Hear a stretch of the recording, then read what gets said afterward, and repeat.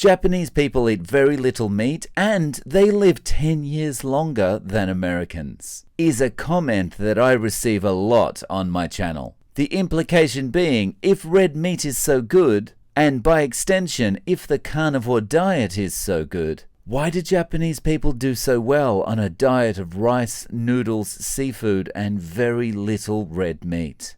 So as someone who's lived in Japan for 17 years, I'd like to take some time in this video to address these points. Guys, just before we get into it, please smash the like button and also subscribe. It really helps the channel more than you'll ever know. Okay, so it's important to understand that correlation is not causation. And that about sums it up. Thanks for watching. Seriously though, it's very easy to say that Japanese people eat less red meat than Americans, and therefore red meat is what's likely leading to obesity and cardiovascular disease. But when we actually look at the context, we see a very different story. But first, let's go back in time a little, to 1871, when eating meat was outlawed in Japan. The consumption of meat had been outlawed for 12 centuries. 1200 years of not eating meat because it conflicted with Buddhist beliefs. Now, this wasn't a Seventh-day Adventist kind of thing. You might remember that Seventh-day Adventists don't like the consumption of red meat because they believe that it promotes behaviors like masturbation. Buddhist monks, on the other hand, believed in reincarnation as animals. And so what they were concerned about was that if you were eating meat, you were potentially consuming your relatives. And so it wasn't until 1872 that the consumption of meat was permitted again in Japan. 5 years into his reign, Emperor Meiji decided to mix things up. I'm sick of eating tofu. Give me some beef or Pop-Tarts. Fast forward to today, and Japanese people eat a lot of red meat. And in just 2 decades, meat consumption has increased 20% per person. And there are no shortages of meat in Japan.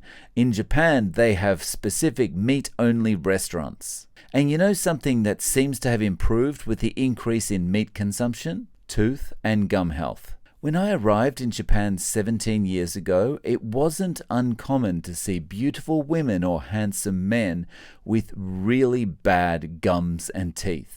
It was very common to see an attractive person and then have their appearance completely change as soon as they smiled.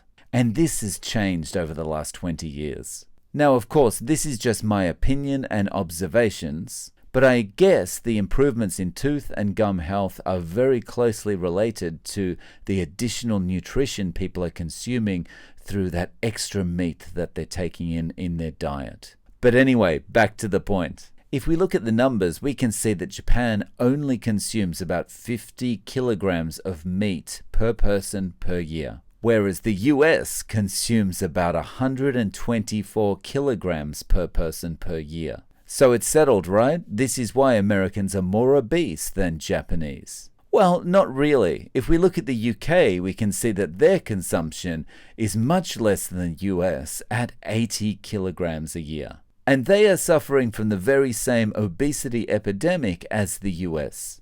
So what causes the difference? Foundationally, Japanese people suffer less from obesity and other metabolic conditions related to food because they have a different culture around food. When it comes to red meat, the fat has always been prized. The fat is always important. It's not discarded as junk the way it is in a lot of Western diets. Whereas the typical American or Australian might eat all the lean part of a steak and then discard all the surrounding fat, the Japanese person will eat everything. And another thing, Japanese culture teaches children very important lessons about food from infancy. One of those lessons is hara hachibu, which just means stop eating before you're full. Only eat until you're 80% full. Contrast that with me at Sizzler when I was a kid, eating until I could hardly walk. Quick Japanese lesson. Hachibu means 80%, and hara means stomach. So hara hachibu is that 80% full feeling in your stomach. Change just one character in this word and the entire meaning changes. Replace hara, stomach, with Mura, village, and it becomes Mura Hachibu, 80% village, which literally means to ostracize or to send someone to Coventry. Japan also has a concept of kaiseki meals. And kaiseki meals are meals made up of multiple small dishes. And when you eat from multiple small dishes rather than just having one massive pizza, you're eating less processed food and you're going to be more sensitive to a feeling of becoming full. In my experience with pizza, I'm often 150% full before I notice I've gone too far. Finally, most kids go to school with a bento lunchbox made at home. Let's look at some Japanese bento boxes. Now let's look at the standard government-funded US lunch. And there's one more thing. Kids in Japan are not drinking soda throughout the day. They might drink some milk in the morning, maybe some juice, but then for the rest of the day, they'll drink water or cold tea. And this is a habit that follows them into adulthood. And this is why the Coca-Cola company manufactures so many bottled coffees and teas in Japan. They can't rely on the sales of just Coca-Cola. So in Japan, yes, they eat rice, yes, they eat noodles, yes, they eat sugar, yes, they eat bread. But it's rarely eaten in the same way it is in Western countries. Let's look at it like this. If person A drinks 20 bottles of red wine over a period of 6 hours, and person B drinks 20 bottles of wine over the period of a year, who is going to have a better health outcome? I'd love to know your thoughts in the comments below. Guys, thanks for watching. Please don't forget to click like and subscribe, and I'm looking forward to seeing you in the next video. It's very easy to say Japanese people eat It's very easy to say Japanese people. It's not easy to say.